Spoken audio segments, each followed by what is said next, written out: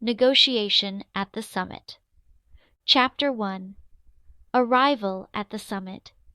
James arrived at the bustling city of Geneva, Switzerland, the site of this year's prestigious International Trade Summit.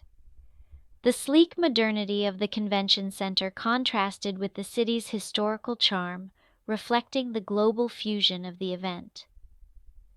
With his suitcase in one hand and his portfolio in the other, James felt both anticipation and trepidation.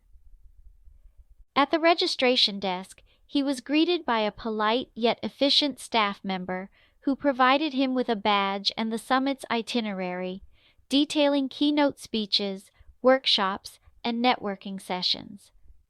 The agenda was packed, leaving little time for anything beyond business.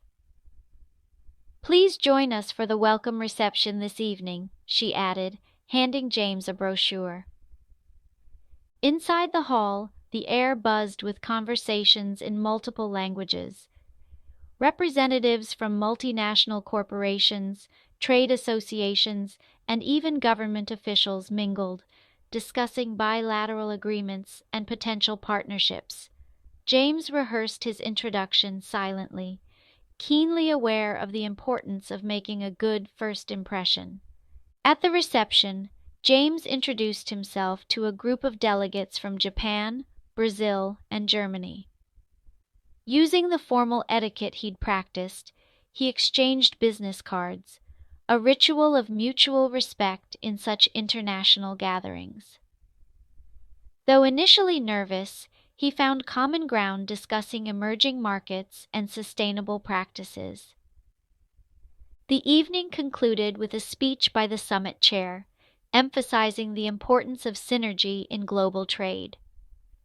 James returned to his hotel, reviewing his notes for the first negotiation session. Tomorrow would be a decisive day. Chapter 2. The First Round of Negotiations.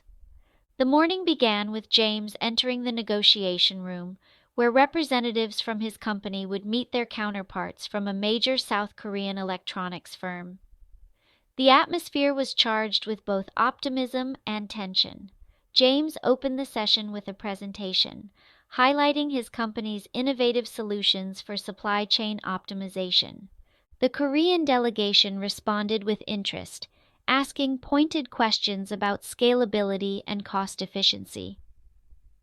James confidently addressed their concerns, weaving in data from recent case studies. Just as the discussion seemed to flow smoothly, a cultural misunderstanding emerged. A comment James made about delivery timelines appeared to contradict Korean expectations of punctuality, causing visible discomfort among the other side. Sensing the tension, James shifted his approach. He emphasized the company's flexibility and commitment to customization, offering a detailed proposal to accommodate specific needs. His quick adjustment restored the dialogue, and both parties appeared to regain their enthusiasm. During a break, one of the Korean negotiators approached James privately, commending him on his adaptive mindset. He shared insights into their team's priorities, providing a clearer picture of how to align strategies.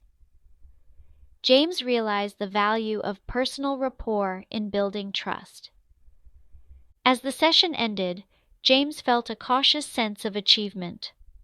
While no formal agreement had been reached, the groundwork for continued discussions was solidly laid.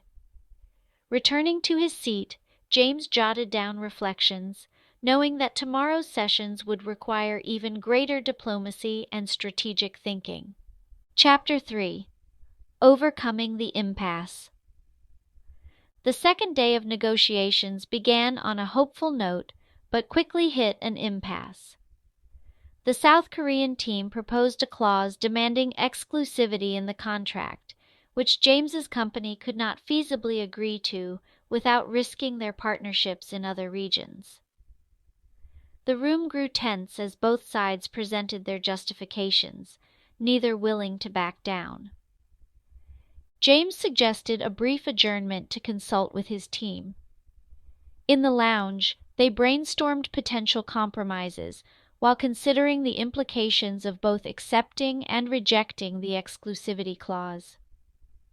A colleague proposed introducing a conditional clause that would ensure exclusivity only within specific markets, preserving flexibility elsewhere. The idea seemed promising. Returning to the table, James presented the revised proposal. While the Korean delegation appreciated the effort to find middle ground, they still hesitated, citing concerns about competitive disadvantages. Recognizing the need for a conciliatory approach, James shifted focus to shared goals, emphasizing long-term collaboration and mutual growth. To diffuse the tension further, James leveraged a suggestion from a mediator assigned by the summit organizers. The mediator proposed establishing quarterly review meetings, allowing both parties to reassess terms based on market conditions. This innovative approach resonated with both sides, demonstrating the value of mediation in international negotiations. By the end of the day, the atmosphere had lightened considerably. Although an agreement was not yet finalized, both teams agreed to revisit the revised terms after reviewing them with their legal departments. James felt a renewed sense of determination as he prepared for the final stage of discussions. Chapter 4: Closing the Deal. The final day of the summit arrived, and with it, the last chance to finalize the agreement. The negotiation room was filled with anticipation as both delegations prepared their final offers. James began by reiterating the revised proposal, now including precise timelines, measurable goals, and a framework for the quarterly reviews agreed upon earlier. The South Korean team responded with their own adjustments, including a request for a binding agreement to ensure compliance with the proposed exclusivity conditions. James carefully reviewed the details, aware of the risks involved. After consulting his legal team, he suggested minor changes to clarify ambiguous terms, ensuring the contract would be fair and enforceable. The final round of discussions focused on the nuances of the contract. Phrases like subject to availability and force majeure were analyzed and adjusted to prevent future misunderstandings. Both teams worked meticulously, aware of the significance of every word.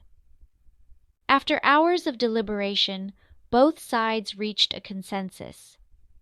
With a sense of accomplishment, James and the lead negotiator from the South Korean team signed the contract, marking the beginning of a promising partnership.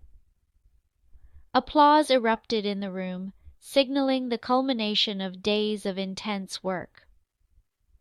As James walked out of the conference center, he reflected on the lessons learned. The importance of cultural sensitivity, adaptability, and precise communication had never been clearer. The summit not only expanded his professional horizons, but also deepened his appreciation for the art of negotiation in a global context.